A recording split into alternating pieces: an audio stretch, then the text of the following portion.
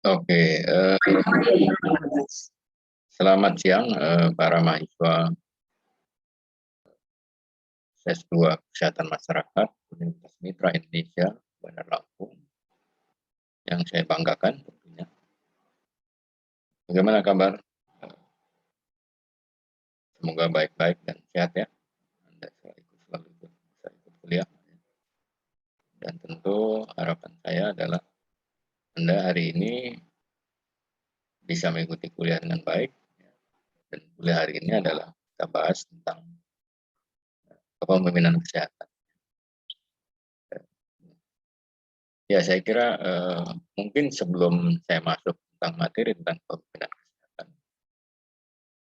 Anda bisa menyampaikan apa itu pemimpin, apa itu manajer, apa itu kepemimpinan. Mungkin siapa yang bisa menyampaikan? Pak, mungkin Saudara Sofi menyampaikan tentang apa itu pemimpin. Kemudian Saudara Didi menyampaikan tentang apa itu arti manajer. Ya, oke. Kemudian satu lagi, saya kira yang penting di dalam kepemimpinan adalah apa itu arti kepemimpinan. Mungkin Saudara Asyar ya menyampaikan. Oke, demikianlah mungkin sebagai pembuka ya kita kuliah hari ini untuk tentang apa itu kepemimpinan. Oke, saya akan masuk tentang apa itu ya. Sebagaimana kita ketahui bahwa sehat itu adalah mencakup aspek yang sangat luas. Belum lagi pemahaman masyarakat mengenai kesehatan juga sangat beragam.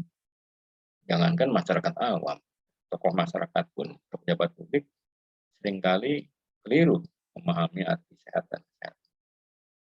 Karena arti kesehatan itu bermacam-macam ya, bagaimana meningkatkan status atau derajat kesehatan.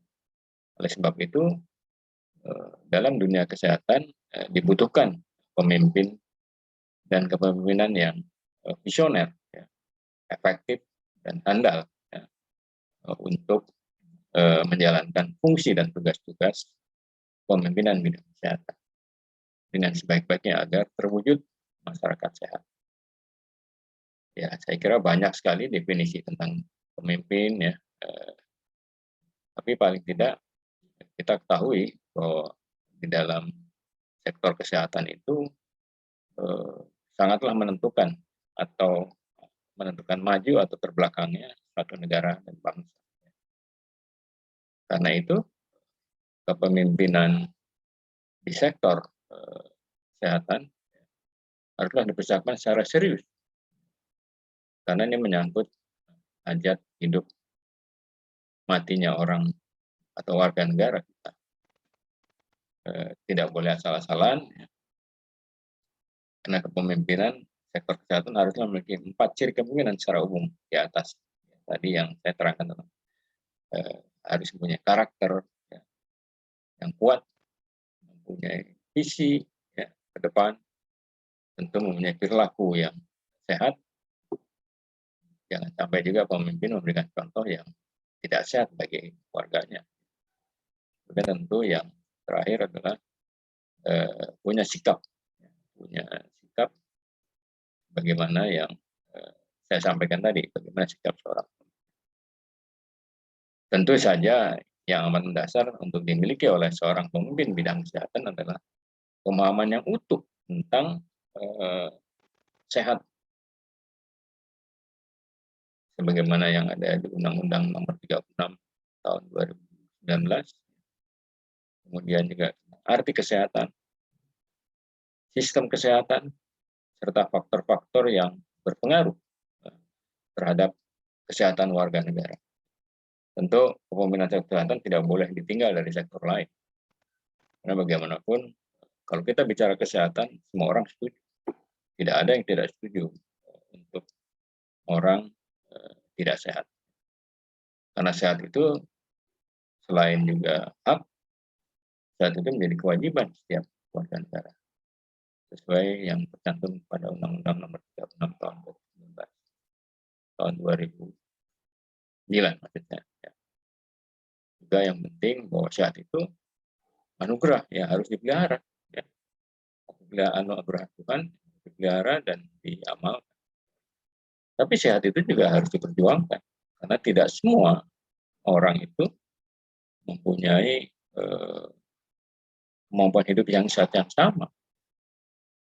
Kenapa diperjuangkan ya? Karena tadi itu ada sebagian warga negara kita ada yang belum sehat, oleh karena itu perlu diperjuangkan. Itulah sebenarnya peran pemimpin yang harus yang harus diperankan oleh seorang pemimpin. Jadi oleh karena itu memang tugas berat seorang pemimpin kesehatan. Misalnya contoh kepala dinas kesehatan provinsi, dia harus bisa memetakan bagaimana masalah kesehatan, apa saja sumber daya yang bisa dimiliki, kemudian bagaimana yang dari masalah dan sumber daya yang dimiliki, termasuk juga sumber daya yang ada di masyarakat. Ini harus bisa digerakkan oleh seorang pemimpin atau kepala dinas kesehatan provinsi. Begitupun juga di dinas kesehatan kabupaten kota. Yang bersangkutan juga harus mempunyai kemampuan untuk mempetakan apa masalah kesehatan, potensi sumber daya yang dimiliki, dan bagaimana mencari solusi menyelesaikan masalah. Pemimpin kesehatan di tingkat yang paling rendah adalah pemimpin di puskesmas. Ya kan? Itu kan harus wilayah kecamatan. Dia juga harus bisa berkolaborasi dengan tokoh masyarakat, dengan stakeholder lain untuk mewujudkan bagaimana masyarakat bisa hidup. Ya. Oke ya, sampai di sini mungkin ada mahasiswa yang ingin bertanya tentang mengkonfirmasi tentang apa yang saya sampaikan. Ya.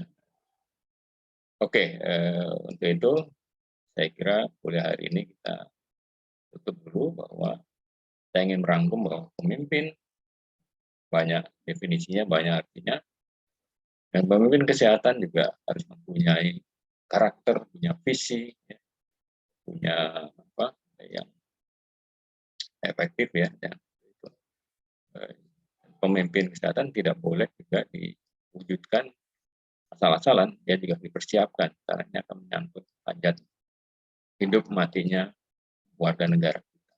Ya. Oleh karena itu, pemimpin kesehatan ini harus memang betul-betul beda dengan sektor lain, karena ini pemimpin bidang kesehatan selain juga melihat manusia sebagai makhluk hidup, juga melihat faktor yang berpengaruh. Ya, seorang pemimpin harus selain tadi karakter, visi, ya, harus paham juga harus apa itu arti sehat, sistem kesehatan, faktor yang berpengaruh terhadap kesehatan. Demikianlah saya kira kuliah hari ini saya cukupkan sekian, dan mungkin untuk tugas Anda bisa mencari jurnal kepemimpinan kesehatan yang terbaru tentunya. Jadi mungkin hasil penelitian Anda mungkin satu mahasiswa mencari satu jurnal kesehatan untuk kita bahas minggu depan, ya, secara bergantian nanti. Demikian, terima kasih hari ini atas perhatian Anda. Terima kasih, dan sekaligus saya akhiri. Wassalamualaikum.